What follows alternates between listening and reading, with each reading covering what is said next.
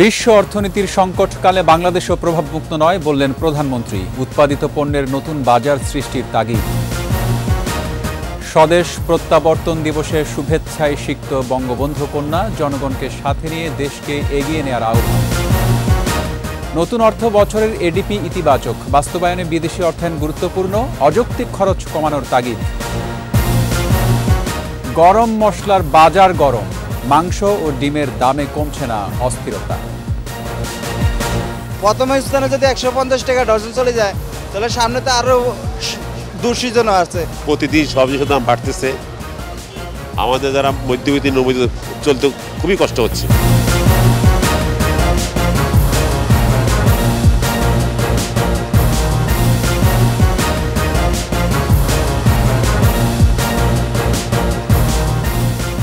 শুনছিলেন first security ইসলামী bank PLC সংবাদ শিরোনাম। আমন্ত্রণ সন্ধ্যা ৭:২১ সংবাদে। সাথে আছি রক্তিম ত্রিপুরা। দর্শক, ২১ টেলিভিশনের সংবাদ একই সাথে সরাসরি দেখতে পাবেন আমাদের ফেসবুক পেজ www.facebook.com/2124 অনলাইনে।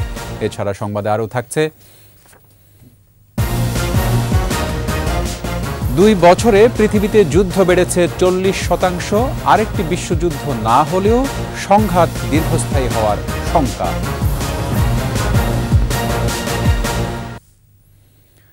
প্রধানমন্ত্রী শেখ হাসিনা বলেছেন, বিশ্ব অর্থনীতিতে সংকট চলছে, বাংলাদেশও এর প্রভাবমুক্ত নয়। তবে সব বাধা অতিক্রম করে ২০৪১ সালের মধ্যেই উন্নত, সমৃদ্ধ, স্মার্ট বাংলাদেশ হবে বলে জানান বঙ্গবন্ধু কন্যা। অর্থনীতি সমিতির সম্মেলনে প্রধানমন্ত্রী আরও বলেন, বঙ্গবন্ধুর আদর্শ নিয়ে অর্থনীতিকে এগিয়ে নিচ্ছে সরকার। উৎপাদিত পণ্য শুধু রপ্তানি নয়, নতুন বাজার সৃষ্টির উপরও গুরুত্ব দেওয়ার কথা জানান সরকার প্রধান। রিপোর্ট প্রণব চক্রবর্তীর। পরিবর্তিত বিশ্ব অর্থনীতি ও বাংলাদেশ এ প্রতিপাদ্যে ইঞ্জিনিয়ার্স ইনস্টিটিউশনে অর্থনীতি সমিতির ২২তম দ্বিবার্ষিক সম্মেলন অনুষ্ঠানে প্রধানমন্ত্রীর হাতে সম্মাননা স্মারক তুলে দেন অর্থনীতি সমিতির সভাপতি অর্থনীতিবিদ ডক্টর আবুল বারাকাত। সম্মেলনের প্রধান অতিথি প্রধানমন্ত্রী শেখ হাসিনা বক্তৃতায় বলেন, উৎপাদন বেড়েছে, তাই দেশীয় পণ্য রপ্তানির মাধ্যমে বাজার সম্প্রসারণে গুরুত্ব দিচ্ছে সরকার। কোন দেশে কোন জিনিসের চাহিদা আছে, তার কোনটা আমরা উৎপাদন করতে পারি, আমরা রপ্তানি করতে পারি, সেটা খুঁজে বার করা।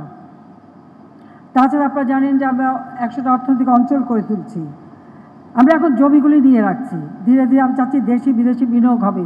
ডেল্টা প্ল্যান বাস্তবায়নের মাধ্যমে বাংলাদেশকে এগিয়ে নিয়ে যাব। সেখানে উত্থান পতন চড়াই উচ্চাই থাকবেই, সেগুলি অতিক্রম করে করে আমাদের এগিয়ে যেতে হবে। হতাশ হবার কিছু নেই, আর কেউ হতাশ হবেন না। সরকার প্রধান বলেন, কিছু মানুষকে সুযোগ সুবিধা দিতে জিয়ার আমল থেকেই খেলাপি ঋণের সংস্কৃতি তৈরি হয়েছিল। একটা রাজনীতিবিদ, তাদের একটা মানুষের কাছে একটা ওয়াদা থাকে, সেটা যদি না হয় এবং একটা পরিকল্পনা যদি না থাকে দেশকে নিয়ে, যে দেশকে আমি কোথায় নিয়ে যাব, একটা দিক নির্দেশনা যদি না থাকে, তো সে দেশ এগোতে পারে না। ক্ষমতা অবৈধভাবে দখল করা যারা, তারা ক্ষমতাকে কুক্ষিগত করার কথাই চিন্তা করেছে। প্রধানমন্ত্রী বলেন, করোনা মোকাবেলা করে মূল্যস্ফীতি কমিয়ে দেশের অর্থনীতিকে শক্ত অবস্থানে ধরে রাখতে সক্ষম হলেও যুদ্ধ, নিষেধাজ্ঞা ও পাল্টা নিষেধাজ্ঞার কারণে অর্থনীতিতে ধাক্কা এসেছে। ৬ তারিখে বাজেট দেব, ইনশাআল্লাহ বাজেট আমরা ঠিকমতো দিতে পারবো এবং বাজেট আমরা বাস্তবায়নও করব। তবে আমরা যেহেতু এই যুদ্ধ এবং স্যাংশনের জন্য কিছুটা সাধন করতে গিয়েছি, এই কিছুটা সাধনের ফলাফল হচ্ছে হয়তো আমাদের জিডিপি যেটা আগে গতবার পেয়েছিলাম এত কিছু কমবে, কিন্তু সেটাও আমরা পরবর্তীতে উত্তরণ ঘটাতে পারবো সে বিশ্বাস আছে। সেইভাবে আমরা পরিকল্পনা নিচ্ছি, কিন্তু আমাদেরকে নিজের পায়ে দাঁড়াতে হবে, আত্মমর্যাদা নিয়ে চলতে হবে। বাইরে থেকে হঠাৎ এসে দেয়া উপদেশ নয়, অর্থনীতিবিদদের বৈশ্বিক জ্ঞান আহরণ করে এদেশের উন্নয়নে মেধা, বিবেক ও অর্জিত অভিজ্ঞতার সর্বোচ্চ প্রয়োগের আহ্বান জানান সরকার প্রধান। আমরা নিজের পায়ে দাঁড়াবো, ভিক্ষা চেয়ে চলবো না, অন্যকে খাওয়াবো, প্রয়োজন অন্যকে খাওয়াবো। প্রণব চক্রবর্তী, ২১ টেলিভিশন, ঢাকা। আওয়ামী লীগ দেশের সবচেয়ে জনপ্রিয় ও গ্রহণযোগ্য দল। গণমানুষের এই মূল্যায়ন ধরে রেখে দেশকে এগিয়ে নিতে নেতাকর্মীদের নির্দেশ দিয়েছেন প্রধানমন্ত্রী শেখ হাসিনা। স্বদেশ প্রত্যাবর্তন দিবস উপলক্ষে আওয়ামী লীগ সহযোগী ও অঙ্গ সংগঠনের নেতাকর্মীরা গণভবনে শুভেচ্ছা জানাতে গেলে জনগণের পাশে থাকারও নির্দেশ দেন বঙ্গবন্ধু কন্যা। প্রণব চক্রবর্তীর আরও একটি রিপোর্ট। আওয়ামী লীগ সভাপতি শেখ হাসিনার ৪৪তম স্বদেশ প্রত্যাবর্তন দিবসে গণভবনে আওয়ামী লীগ এবং অঙ্গ ও সহযোগী সংগঠনের নেতারা শুভেচ্ছা জানান আওয়ামী লীগ সাধারণ সম্পাদকের নেতৃত্বে কেন্দ্রীয় নেতারা। এরপর সহযোগী সংগঠনের নেতারাও শুভেচ্ছা জানান। এ সময় প্রধানমন্ত্রী বলেন, দেশের মানুষের অধিকার প্রতিষ্ঠা করতেই মৃত্যু ঝুঁকি উপেক্ষা করেই দেশে ফিরেছিলেন। প্লেন কোনো মতে ল্যান্ড করতে পেরেছে, কিন্তু হাজার হাজার মানুষ। আমি কিন্তু প্লেন থেকে কোনো সিঁড়ি দিয়ে নামতে পারিনি, এত মানুষের চাপ ছিল। তখন ট্রাকটা নিয়ে যাওয়া হয় ওখানে, আর ট্রাকের উপরে একটা প্লেনের সাথে ট্রাকের উপরে একটা ময়ের মতো লাগাই দেওয়া হয়, সেটার উপর দিয়ে আমি কোনো মতে ধরে আমাকে নামানো হয়। আমার মেয়ের পুতুল আমার সাথে ছিল। আমি যখন যাই, কামাল, জামাল, রাসেল, খুকি, রোজি সবাই এয়ারপোর্টে ছিল। আর আমি যখন ফিরে আসলাম, হাজার হাজার মানুষ, কিন্তু বনানীতে সারি সারি খবর। বঙ্গবন্ধু কন্যা বলেন, রাজনৈতিক কর্মীদের সদিচ্ছা ছাড়া দেশকে এগিয়ে নেওয়া সম্ভব নয়। আমাদের সুসংগঠিত রাজনৈতিক দল আছে এবং আমাদের আওয়ামী লীগ এবং সহযোগী সংগঠন, প্রত্যেকটা সহযোগী সংগঠন কিন্তু জনগণের পাশে সমান তালে দাঁড়িয়ে কাজ করেছে বলেই আমরা কিন্তু এই সাফল্য দেখাতে পেরেছি। ভবিষ্যৎ প্রজন্মের জন্য উন্নত বাংলাদেশ গড়ে তুলতে আওয়ামী লীগের সর্বস্তরের নেতাকর্মীদের জনগণের পাশে থেকে কাজ করার নির্দেশ দেন শেখ হাসিনা। চিন্তা করি দেশের মানুষের ভবিষ্যৎটা আর সুন্দরভাবে গড়ে তুলে দিয়ে যাব। প্রণব চক্রবর্তী, ২১শে টেলিভিশন, ঢাকা। জাতির পিতাকে সপরিবারে হত্যার পর পেছন পানে শুরু হয়েছিল বাংলাদেশের যাত্রা। সেই কঠিন সময়ে স্বজন হারানোর বেদনা বুকে নিয়ে ১৯৮১ সালের ১৭ই মে স্বদেশে ফেরেন বঙ্গবন্ধু কন্যা, আজকের প্রধানমন্ত্রী শেখ হাসিনা। তার অসামান্য নেতৃত্বে সুসংগঠিত হয় আওয়ামী লীগ, আন্দোলন সংগ্রামে ফিরে আসে গণতন্ত্র, বাংলাদেশ হয়ে ওঠে উন্নয়ন অগ্রযাত্রায় বিশ্বের বিস্ময়। বাকিটা দেখুন রিপোর্টে। ১৭ মে ১৯৮১, নির্বাসিত জীবনকে দূরে ঠেলে দেশের মাটিতে পা রাখেন বঙ্গবন্ধুর বড় মেয়ে শেখ হাসিনা। তার প্রত্যাবর্তনে জনতার সব পথ মেলে এক মোহনায়। বিমানবন্দরে লাখো মানুষের অভ্যর্থনা, শুধু নেই স্বজনেরা। ৭৫-এর ১৫ আগস্ট দেশি ও আন্তর্জাতিক ষড়যন্ত্রে নির্মমভাবে নিহত হন জাতির পিতা। জার্মানি থাকায় শেখ হাসিনার সঙ্গে বেঁচে যান ছোট বোন শেখ রেহানাও। সামরিক শাসনের জাতাকলে নির্বাসিত গণতন্ত্র, মুক্তিযুদ্ধে নেতৃত্ব দেয়া আওয়ামী লীগকে ধ্বংসের পরিকল্পনা। তার অবর্তমানেই আওয়ামী লীগের সভাপতি নির্বাচিত হন শেখ হাসিনা। দুঃখী মানুষের একজন হয়ে দেশে ফিরলেন তিনি। সামরিক শাসনের অবসান ঘটিয়ে মুক্তি পেল গণতন্ত্র। ১৭ই মে ছিল বাঙালি জাতির জন্য এক নবযাত্রা। নেতৃত্বে সকলের কাছে গ্রহণযোগ্য মানুষই হলো বঙ্গবন্ধুর রক্তের উত্তরাধিকার শেখ হাসিনা। সেই কারণেই শেখ হাসিনার কাছে আওয়ামী লীগের ঝান্ডাটি দেওয়া হয় এবং এটি যে সেদিন কর্মীদের সিদ্ধান্তই যে সঠিক সিদ্ধান্ত ছিল সেটি কিন্তু প্রমাণ হয়েছে। রাষ্ট্র ক্ষমতা জনগণ শেখ হাসিনাকে দিয়েছেন। শেখ হাসিনা মানুষের কাছে ওয়াদাবদ্ধ, যে ওয়াদা করেছিলেন সেই ওয়াদা তিনি এক এক করে পূরণ করেছেন। ষড়যন্ত্রকারীদের অপতৎপরতায় আবারও বাংলাদেশে নেমে আসে চরম বিপর্যয়। বারবার শেখ হাসিনাকে হত্যার অপচেষ্টা হয়। ২০০৪ সালে ভয়াবহ গ্রেনেড হামলা থেকে বেঁচে যান তিনি। ২০০৭ সালেও দেশে ফিরতে বাধা দেয় 1-11-এর তত্ত্বাবধায়ক সরকার। কারাবরণ শেষে ২০০৮ সালে ফের ক্ষমতায় বঙ্গবন্ধু কন্যা। 5 মেয়াদে ক্ষমতায় থেকে অসাধারণ দক্ষতায় দেশ পরিচালনায় হয়েছেন মানবতার মা। পেয়েছেন মাদার তেরেসা, ইন্দিরা গান্ধী পুরস্কার সহ বহু সম্মাননা। উন্নয়ন দর্শনে বিশ্বজুড়ে বাংলাদেশকে আজ অনন্য উচ্চতায় নিয়ে গেছেন প্রধানমন্ত্রী শেখ হাসিনা। ধীরে ধীরে বঙ্গবন্ধু কন্যার নেতৃত্ব বিকশিত হয়েছে। আজকে তো বাংলাদেশ এক ভিন্ন জায়গায়। বঙ্গবন্ধু ৭৩ সালে পরিকল্পনাটা দিলেন, সেই পরিকল্পনাতে ২৪% বিনিয়োগ কৃষির জন্য করেছিলেন। আজকের প্রধানমন্ত্রীও সবচেয়ে গুরুত্ব দেন কৃষিতে। বাংলাদেশের আরেক নাম যেমন বঙ্গবন্ধু, বাংলাদেশের অর্থনৈতিক মুক্তির দিশারি বঙ্গবন্ধু কন্যা। শেখ হাসিনার উন্নয়ন দর্শন গড়বে সমৃদ্ধশালী বাংলাদেশ, অভিমত বিশ্লেষকদের। প্রণব চক্রবর্তী, 21 টেলিভিশন, ঢাকা। সামগ্রিকভাবে 2024-25 অর্থবছরের বার্ষিক উন্নয়ন কর্মসূচি এডিপিকে ইতিবাচক বলছেন অর্থনীতিবিদরা। তবে এটি বাস্তবায়নে বিদেশি অর্থায়ন গুরুত্বপূর্ণ উল্লেখ করে অযৌক্তিক খরচ কমানোর তাগিদ দেন তারা। এছাড়া উন্নয়ন বরাদ্দ বাস্তবায়নে মান নিশ্চিতের উপরও গুরুত্ব দেন অর্থনীতিবিদরা। তৌহিদুর রহমানের রিপোর্ট। নতুন অর্থবছরের জন্য 2,65,000 কোটি টাকার বার্ষিক উন্নয়ন কর্মসূচি বা এডিপি চূড়ান্ত করেছে সরকার। মূল এডিপির সঙ্গে স্বায়ত্তশাসিত সংস্থা বা কর্পোরেশনের প্রায় 13,288 কোটি টাকার এডিপিও অনুমোদন হয়েছে।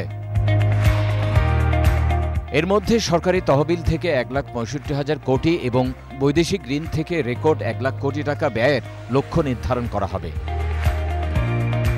এবারেও পরিবহন অবকাঠামো সংশ্লিষ্ট প্রকল্পগুলোতে অগ্রাধিকার দেওয়া হয়েছে। বরাদ্দের পরিমাণ 70,000 কোটি টাকা। বিদ্যুৎ ও জ্বালানিতে প্রায় 40,000 কোটি, শিক্ষা খাতে 31,000 কোটি টাকা বরাদ্দ রাখা হয়েছে। আবাসন, স্বাস্থ্য, কৃষি এবং পরিবেশ জলবায়ু মোকাবেলার জন্য গুরুত্ব দেওয়া হয়েছে এডিপিতে। সামগ্রিকভাবে 2024-25 অর্থবছরের জন্য অনুমোদনকৃত এডিপিকে ইতিবাচক হিসেবে দেখছেন অর্থনীতিবিদরা। চলমান উন্নয়ন প্রকল্প বাস্তবায়ন হলে অর্থনীতি এগিয়ে যাবে বলছেন তারা। সামগ্রিক অর্থনৈতিক চ্যালেঞ্জের সাথে সামঞ্জস্য রেখে ওভারঅল বাজেটের সাইজকেও এবছর বেশ সংযত করা হয়েছে। এডিপিও অবশ্যই বলতে হবে যেটা এটা ছোট আকারের এডিপি হচ্ছে এবছর সর্বোচ্চ, মানে প্রবৃদ্ধি যেটা টাকার অঙ্কে হয়েছে সেটা খুবই কম এবং প্রকৃত মূল্যে এডিপির সাইজ এবছরের বাজেটের এডিপির সাইজ গত বছরের বাজেটের এডিপি সাইজের চেয়ে অনেক কম হবে। তবে বরাদ্দ বাস্তবায়নে কেবল ভবন নয়, প্রয়োজন মানের উন্নয়ন। শুধু টাকা ঢাললেই শিক্ষা ভালো হয়ে যাবে, শিক্ষা ব্যবস্থা ভালো হবে, স্বাস্থ্য ব্যবস্থা ভালো হবে, তা কিন্তু হবে না। এখানে গুণগত মান বৃদ্ধির জন্য সরকারকে তাদের শিক্ষকদের ট্রেনিং, তাদের অ্যাকাউন্টেবিলিটি, তাদের ইভ্যালুয়েশন, ছাত্রদের ইভ্যালুয়েশন, শিক্ষকদের ইভ্যালুয়েশন করে গার্জিয়ানদের আস্থা ফিরিয়ে আনতে হবে। অর্থনীতি কঠিন চ্যালেঞ্জে রয়েছে, তাই এডিপিতে বিদেশি সহায়তা টাকার মানকে শক্তিশালী করতে তথা মূল্যস্ফীতি কমাতে ভূমিকা রাখবে বলেও আশা করছেন অর্থনীতিবিদরা। তৌহিদুর রহমান, 21 টেলিভিশন, ঢাকা। এক মাসের মধ্যে এলাচের দাম কেজি প্রতি বেড়েছে 1000 টাকা। জিরা সহ অন্যান্য মশলার দরও বেড়েছে। সরবরাহের ঘাটতি না থাকলেও বেশিরভাগ পণ্যের দাম বাড়তি। কিছু সবজির দাম কমলেও কয়েকটির দাম 100-র ঘরে পৌঁছেছে। মাংস ও ডিমের বাজারেও কমেনি অস্থির ভাব। বিস্তারিত জানাচ্ছেন পার্থ সারথী। সবজির বাজার আরও চড়েছে। কাঁচামরিচ বিক্রি হচ্ছে প্রতি কেজি 120 থেকে 140 টাকা। কাঁচা পেঁপের দাম ঠেকেছে প্রতি কেজি 100 টাকায়। কিছু কিছু সবজির দাম বাড়ছে, এরকম নতুন সবজি আপনার হচ্ছে কচুরমুখী আসছে, তারপরে আপনার পেঁপের দামটা একটু বেশি। ঝড় বৃষ্টি হইলে এগুলোতে বর্ষাকাল আসলে যে মরিচের দাম বাড়তি থাকে। টমেটো আমি গত মার্কেটে কিনছিলাম 40 টাকা করে, এখন আসছি দেখি যে 70 টাকা। ব্রয়লার মুরগির দাম কিছুটা কমে প্রতি কেজি স্থান ভেদে 210 থেকে 220 টাকায় বিক্রি হচ্ছে। সোনালী ও লেয়ার জাতের মুরগি 350 থেকে 400 টাকায় বিক্রি হচ্ছে। গরমের যে তাপ, ওই তাপ যদি আরো 4-5 দিন থাকে তাহলে আরো কমে যাবে, মানে 180 টাকার মধ্যে হইব। ঠিক আছে বুঝলেন ভাই। আর সোনালী মুরগি গত সপ্তাহে 400 টাকা বেচি, অরিজিনালটা এই সপ্তাহে হলো 380 টাকা। খাসির মাংস আগের মতোই 1100 থেকে 1200 টাকা, আর গরুর মাংসের কেজি 750 থেকে 800 টাকা। টানা যাচ্ছে না ডিমের দামের লাগাম। 1 ডজন ডিম কিনতে ক্রেতার পকেট থেকে যাচ্ছে 150 টাকা। ডিমের দাম তো এবার সব রেকর্ড ভাঙিয়ে ফেলবো, যেহেতু এখন আপনার সিজন কিন্তু বাড়তির সিজনে এখনই তো প্রথম স্থানে যদি 150 টাকা ডজন চলে যায়, তাহলে সামনে তো আরও দুঃসিজনও আছে। প্রতিদিন সবজির দাম বাড়তেছে, আমাদের যারা মধ্যবিত্ত চলতে খুবই কষ্ট হচ্ছে। আমদানি করা কয়েকটি পণ্যের বাজারও ঊর্ধ্বমুখী, বিশেষ করে জিরা, এলাচ, আদা, রসুনের দরও বাড়তি। এমন সবসময় বাড়ে, তো এবার বাইরে গেছে, অতিরিক্ত বাইরে গেছে। যেমন গত বছর আপনার এলাচের কেজি আসলে আমাদের কিনা আসলে 1800-1900 টাকা, আমরা বেশি 2400 টাকা। এবার আমাদের যেমন 1 কেজি এলাচের 900 টাকা বাইরে গেছে। চাল, ডাল, আটা, ময়দা, সোয়াবিন, তেলসহ অন্যান্য নিত্যপণ্য আগের দামে বিক্রি হচ্ছে। পার্থ সারথী, 21 টেলিভিশন, ঢাকা। বিশ্বজুড়ে বাড়ছে যুদ্ধ সংঘাত। ইউক্রেনের পর ইসরায়েল হামাস যুদ্ধে সুপার পাওয়ারগুলোর বিভেদ এখন স্পষ্ট। সরাসরি একে অন্যের সঙ্গে যুদ্ধে না জড়ালেও তাদের মদদ, অর্থ আর অস্ত্র সহায়তায় বিভিন্ন দেশে চলছে সংঘাত। বিভিন্ন সংস্থার তথ্য মতে 234টি দেশের মধ্যে 168টি দেশে কোনো না কোনো যুদ্ধ বা সংঘাত চলছে। 2 বছরে 40% বেড়েছে যুদ্ধ সংঘাত। বিশ্লেষকদের কেউ কেউ তৃতীয় বিশ্বযুদ্ধের আশঙ্কা করলেও অনেকে বলছেন বিশ্বযুদ্ধ না হলেও বাড়বে সংঘাত, যা চলবে দীর্ঘমেয়াদে। এসব নিয়ে 21 স্পেশালে দুলি মল্লিকের 2 পর্বের প্রতিবেদন। আজ দেখুন প্রথম পর্ব।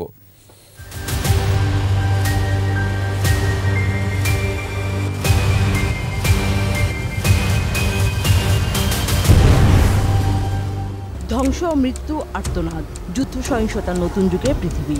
ইউরোপ, আফ্রিকা, মধ্যপ্রাচ্য, এশিয়া, বিশ্বের প্রায় সব অঞ্চলেই বাড়ছে যুদ্ধ সংঘাতের দামামা। বলা হচ্ছে দ্বিতীয় বিশ্বযুদ্ধের পর সবচেয়ে ভয়াবহ পরিস্থিতির মধ্যে বিশ্ব। শতাব্দীর সবচেয়ে বড় মানবিক বিপর্যয় ঘটছে এখন ফিলিস্তিনের গাজায়। ইসরায়েলি আগ্রাসনের 7 মাসে 35,000-এর বেশি মৃত্যু দেখেছে বিশ্ব। গাজা যুদ্ধ ছড়িয়ে পড়েছে মধ্যপ্রাচ্যে। ফিলিস্তিনিদের পক্ষে লেবাননের হিজবুল্লাহ, ইয়েমেনের হুতিরা, সিরিয়া, ইরাক ও ইরান অবস্থান নিয়েছে। ইসরায়েলের পক্ষে রয়েছে যুক্তরাষ্ট্র সহ পশ্চিমারা। অস্ত্র নিষেধাজ্ঞা, আন্তর্জাতিক আইন অমান্যের পাশাপাশি নিরাপত্তা পরিষদের ভেটো ক্ষমতা প্রয়োগ করে হামলা, ধ্বংসযজ্ঞ অব্যাহত রেখেছে পশ্চিমারা। ইউরোপের সংকটের শুরু 2022 সালের ফেব্রুয়ারিতে। পশ্চিমা সামরিক জোট ন্যাটোর সম্প্রসারণ ঠেকাতে ইউক্রেনে হামলা চালায় রাশিয়া। 2 বছর ধরে এই যুদ্ধে ইউক্রেনকে অস্ত্র ও অর্থ সহায়তা দিয়ে যাচ্ছে যুক্তরাষ্ট্র সহ ন্যাটোভুক্ত দেশগুলো। রাশিয়ার সঙ্গে রয়েছে উত্তর কোরিয়া, ইরান, চীন। দুপক্ষেই বাড়ছে পারমাণবিক অস্ত্র প্রয়োগের ঝুঁকি। সংঘাত চলছে আফ্রিকায়। স্টকহোম ইন্টারন্যাশনাল পিস রিসার্চ ইনস্টিটিউটের তথ্যমতে আফ্রিকায় অন্তত 35টি সংঘাত চলছে। এছাড়া কোরীয় উপদ্বীপ, তাইওয়ান, দক্ষিণ চীন সাগর ও ইন্দো প্যাসিফিক অঞ্চলে চীনের বিপরীতে আধিপত্য প্রতিষ্ঠায় মরিয়া যুক্তরাষ্ট্র ও তার মিত্ররা। বিভিন্ন সংস্থার তথ্য মতে বিশ্বে এখন প্রতি 6 জন মানুষের মধ্যে অন্তত একজন যুদ্ধ সংঘাতের মধ্যে বসবাস করছে। 1 বছরে 79টি দেশে বেড়েছে সংঘাতের মাত্রা। ভূ রাজনৈতিক প্রতিযোগিতার জেরে নিজ দেশের সীমান্তের বাইরে এখন সংঘাতে যুক্ত 90টি দেশ। এমন পরিস্থিতিতে তৃতীয় বিশ্বযুদ্ধের সম্ভাবনা নিয়ে প্রশ্ন ওঠে। আমরা এখন যুদ্ধ ও আগ্রাসনের নতুন এক যুগে প্রবেশ করেছি। ইউরোপ, মধ্যপ্রাচ্য, আফ্রিকা, পূর্ব এশিয়া, বিশ্বের সর্বত্র যুদ্ধ চলছে। আমরা যদি নতুন বিশ্ব ব্যবস্থা না গড়ি, কয়েক বছরের মধ্যে বিশ্বে আরো অনেক এলাকায় যুদ্ধ শুরু হবে। ইসরায়েল ইস্যুতে যুক্তরাষ্ট্রের দ্বৈত নীতি সংঘাত দীর্ঘ করছে বলে মনে করেন অনেকে। যুক্তরাষ্ট্র একদিকে আঞ্চলিক যুদ্ধ বন্ধের কথা বলছে, অন্যদিকে ইসরায়েলকে অস্ত্র দিচ্ছে। আমার মনে হয় পর্যাপ্ত সক্ষমতা থাকা সত্ত্বেও বাইডেন প্রশাসন কিছুই করছে না। বিশ্লেষকদের মতে দ্বিতীয় বিশ্বযুদ্ধ পরবর্তী মার্কিন নেতৃত্বাধীন এক মেরুকরণ বিশ্ব ব্যবস্থায় ফাটল ধরেছে। বিশ্বে এখন বহুমেরুকরণ ব্যবস্থা স্পষ্ট। যুদ্ধ সংঘাত বন্ধে জাতিসংঘের মতো আন্তর্জাতিক সংস্থাগুলোর সংস্কার জরুরি বলে মত তাদের। দুলি মল্লিক, 21 টেলিভিশন। নিচ্ছি সংবাদ বিরতি। যখন ফিরছি তখন অন্যান্য খবরের সঙ্গে আরও থাকছে। বঙ্গোপসাগরে তৈরি হতে পারে লঘুচাপ, 20 মে থেকে ঝড়, বজ্র বৃষ্টির সম্ভাবনা। কুমিল্লার 14 গ্রামে বাস উল্টে নিহত 5, চালকের অসতর্কতাকে দায়ী করছে পুলিশ।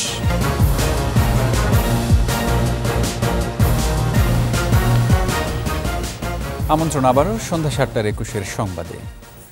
দেশব্যাপী হিট অ্যালার্টের আওতা কমিয়েছে আবহাওয়া অফিস। আগামী 48 ঘণ্টায় ঢাকা বিভাগের পশ্চিমাঞ্চল, রাজশাহী ও খুলনা বিভাগে মৃদু থেকে মাঝারি তাপপ্রবাহ বয়ে যেতে পারে। এছাড়া দেশের বাকি অংশে কমেছে গ্রীষ্মের উত্তাপ। একই সঙ্গে 20 মে থেকে সারা দেশে কালবৈশাখী সহ বজ্র বৃষ্টি হতে পারে। আর 23 তারিখের পর বঙ্গোপসাগরে সৃষ্টি হতে পারে লঘুচাপ। মফিউর রহমানের রিপোর্ট।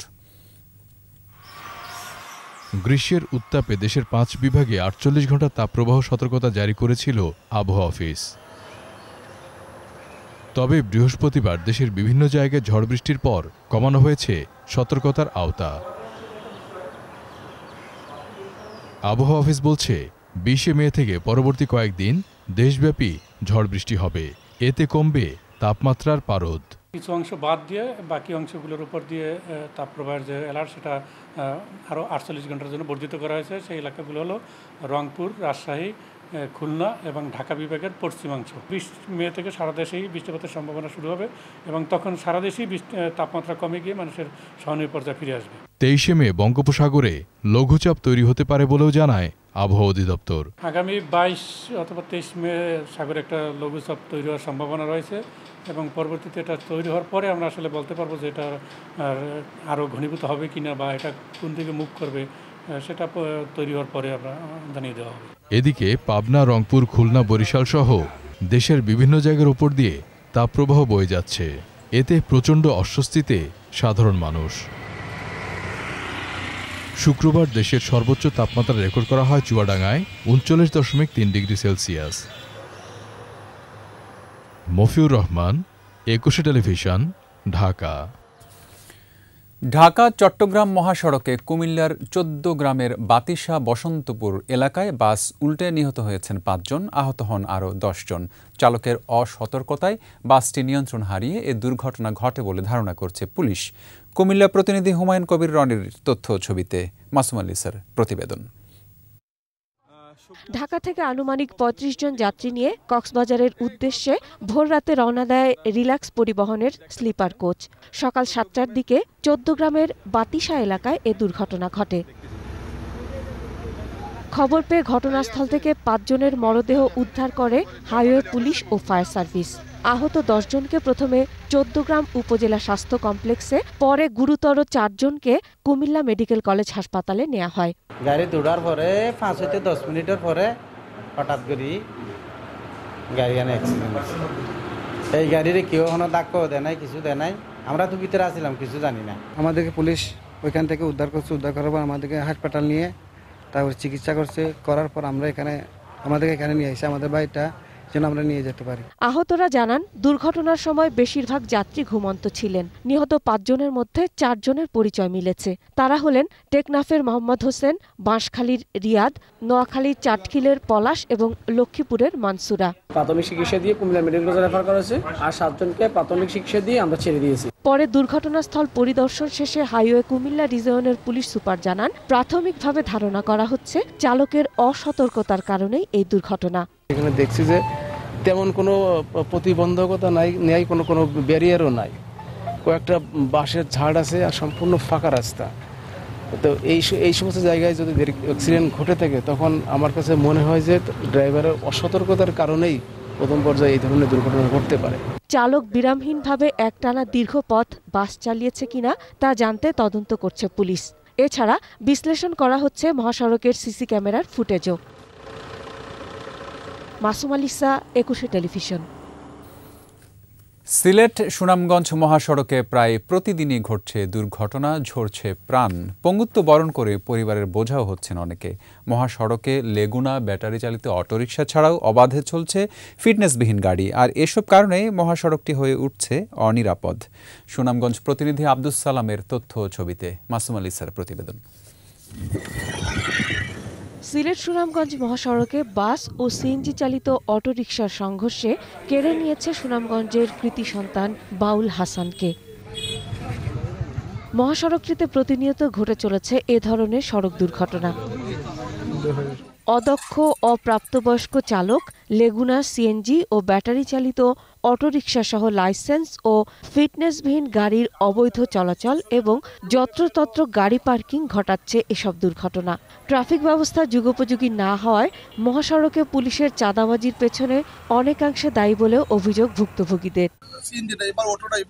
কোনো লাইসেন্স নাই, কোনো কিছু নাই, সিগন্যাল দিলে না, এর কারণে রাস্তাঘাট বেশিরভাগই অ্যাক্সিডেন্ট ঘটে। ড্রাইভিং লাইসেন্স চাইলো নাই, সরি হেলমেট, সরি নাই, আনি নাই, ঠিক আছে 500 টাকা দেন, 1000 টাকা দেন, চাইরা দিল, অ্যাক্সিডেন্ট তো বাড়বেই। অনেক কম বয়সী ছেলেরা যারা কোনো লাইসেন্স নাই, তো এই দিকটা যদি আমরা মানে পুলিশ প্রশাসন একটু নজর দেন তাহলে অ্যাক্সিডেন্টের পরিমাণটা অনেকটা কমে আসবে। সিগন্যাল বুঝে না এবং তারা ডানে যাবে না বামে যাবে, তাদের কোনো সিগন্যাল দেওয়ার কোনো মেন্টালিটি নাই, যে কোনো জায়গায় হুট করে দাঁড়িয়ে যায়।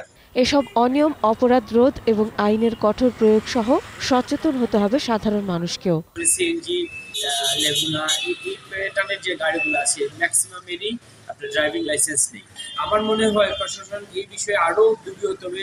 প্রশাসনের আরও উদ্যোগী হলে আমরা আসলে সুনামগঞ্জে নিরাপদ সড়ক করতে পারবো। অদক্ষ অপ্রাপ্তবয়স্ক চালক এবং ফিটনেসবিহীন গাড়ির বিরুদ্ধে যথাযথ আইনানুগ ব্যবস্থা নেওয়ার আশ্বাস পুলিশের। ড্রাইভার যাদের ড্রাইভিং লাইসেন্স নেই তাদের বিরুদ্ধে আমরা ব্যবস্থা নিচ্ছি। আমরা গড়ে প্রতি মাসে প্রায় 300 থেকে 400 মামলা রুজু করছি, বিশেষ করে ট্রাফিক আইনের আওতায়, যাতে লোকজন আরও অধিক সচেতন হয় এবং ড্রাইভিং লাইসেন্স করিয়ে নেয়। গত বছরের জানুয়ারি থেকে চলতি মাসের প্রথম সপ্তাহ পর্যন্ত মহাসড়কটিতে 27টি দুর্ঘটনায় মারা গেছেন 39 জন, আহত হয়েছেন 28 জন। মাসুম আলিসা, একুশে টেলিভিশন। আমাদের নিয়মিত আয়োজন জনদুর্ভোগ।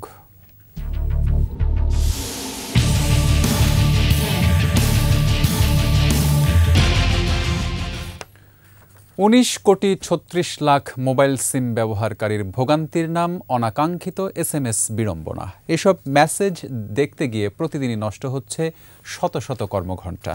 চলতি পথে কেউ হচ্ছে দুর্ঘটনার মুখোমুখিও। ইয়াকুব লিটুর ক্যামেরায় বাকিটা জানাচ্ছেন অখিল পোদ্দার।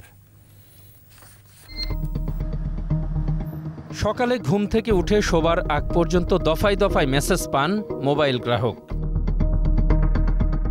এমন এসএমএসকে একেবারেই অনাকাঙ্ক্ষিত বলছেন বিভিন্ন শ্রেণী পেশার মোবাইল ব্যবহারকারী। এসব বন্ধের উপায়ও জানেন না বহু গ্রাহক।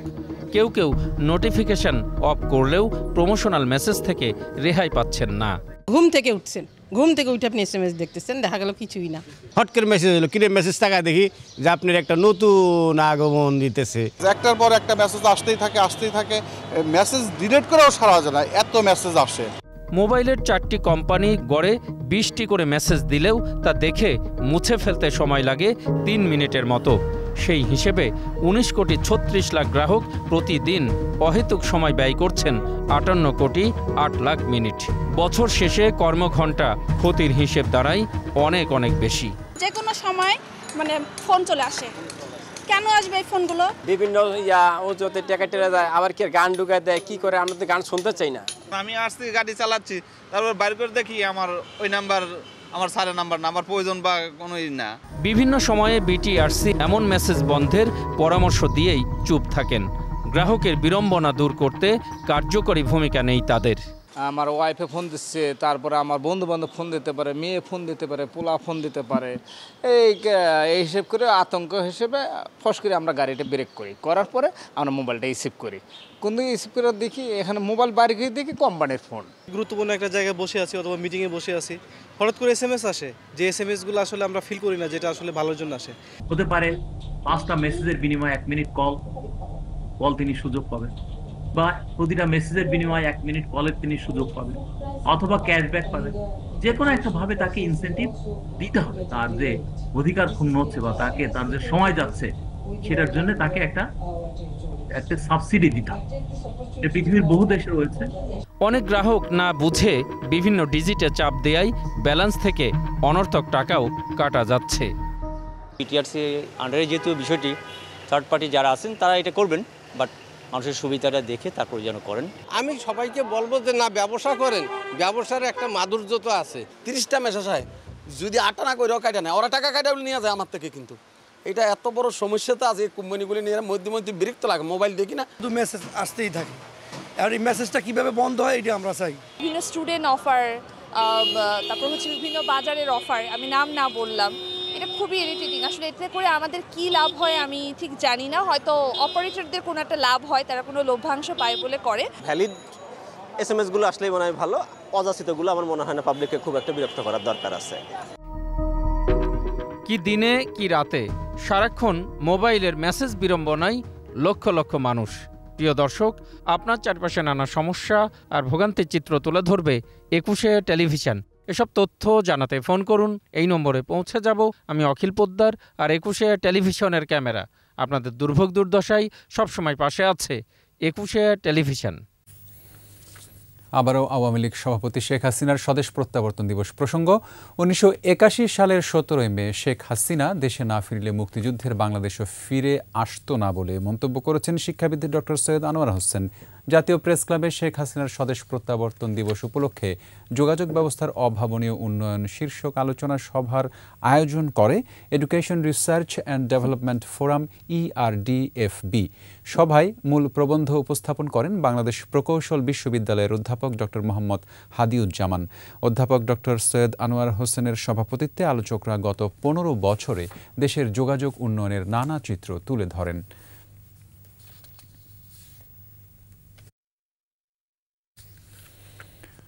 বঙ্গবন্ধু কন্যা ও প্রধানমন্ত্রী শেখ হাসিনার স্বদেশ প্রত্যাবর্তন দিবসে মসজিদ, মন্দির, প্যাগোডা, গির্জাসহ ধর্মীয় প্রতিষ্ঠানে বিশেষ প্রার্থনা হয়েছে। এ সময় প্রধানমন্ত্রীর সুস্বাস্থ্য ও দীর্ঘ জীবন কামনার পাশাপাশি বঙ্গবন্ধু শেখ মুজিবুর রহমান ও 75-এর সকল শহীদদের আত্মার মাগফেরাত কামনা করা হয়। মানিক শিকদারের রিপোর্ট। প্রধানমন্ত্রী ও আওয়ামী লীগ সভানেত্রী শেখ হাসিনা 44তম স্বদেশ প্রত্যাবর্তন দিবসে বাইতুল মোকাররমে বিশেষ দোয়ার আয়োজন করা হয়। এ সময় শেখ হাসিনার সুস্বাস্থ্য ও দীর্ঘজীবন কামনার পাশাপাশি দেশের সমৃদ্ধির জয়যাত্রার জন্য দোয়া করেন মুসল্লিরা। এছাড়া বঙ্গবন্ধু ও 75-এর সকল শহীদের আত্মার মাগফিরাত কামনা করা হয়। উপস্থিত ছিলেন আওয়ামী লীগের নেতাকর্মীরা। এদিকে ঢাকেশ্বরী জাতীয় মন্দিরে প্রার্থনায় যোগ দেন সনাতন ধর্মাবলম্বীরা। এ সময় জাতীয় পূজা উদযাপন কমিটির নেতৃবৃন্দ ও আওয়ামী লীগের নেতারা উপস্থিত ছিলেন। সকালে মেরুল আন্তর্জাতিক বৌদ্ধ বিহারে বিশেষ প্রার্থনা করা হয়। এ সময় প্রধান অতিথি হিসেবে ছিলেন প্রধানমন্ত্রীর বিশেষ সহকারী ও আওয়ামী লীগের দপ্তর সম্পাদক ব্যারিস্টার বিপ্লব বড়ুয়া। 1981 সালের 17 মে, কারণ জাতির পিতার সুযোগ্য কন্যা সেদিন তিনি বাংলাদেশে ফিরে এসেছিলেন। এছাড়া শেখ হাসিনার স্বদেশ প্রত্যাবর্তন দিবস উপলক্ষে সারা দেশের বিভিন্ন ধর্মীয় প্রতিষ্ঠানে বিশেষ প্রার্থনার আয়োজন করা হয়। মানিক শিকদার, 21 টেলিভিশন, ঢাকা। নিচ্ছি সংবাদ বিরতি। যখন ফিরছি তখন অন্যান্য খবরের সঙ্গে আরও থাকছে। রাফায় হামলা ইস্যুতে যুক্তরাষ্ট্রের দ্বৈত নীতি, ইসরায়েলকে অস্ত্র সহায়তায় নতুন বিল পাস।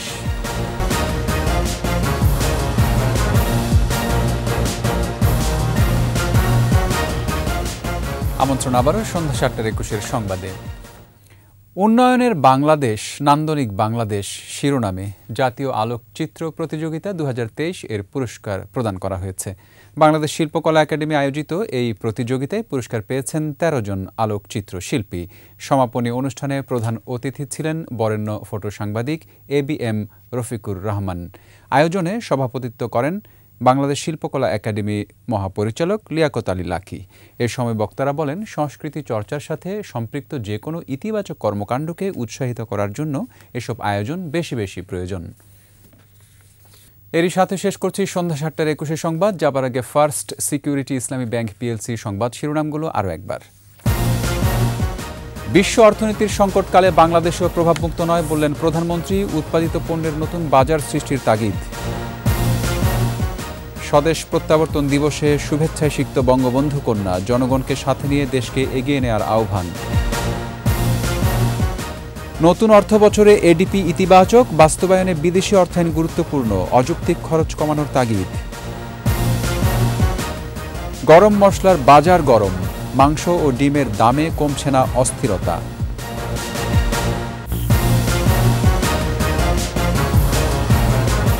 সর্বশেষ খবর জানতে ডায়াল করুন 2021 নম্বরে, আর ভিজিট করুন 21-tv.com ওয়েবসাইটে। এছাড়া ফেসবুকে ভিজিট করতে পারেন facebook.com/2124 অনলাইনে। পরের সংবাদ রাত 9টায় দেখার আমন্ত্রণ রইল।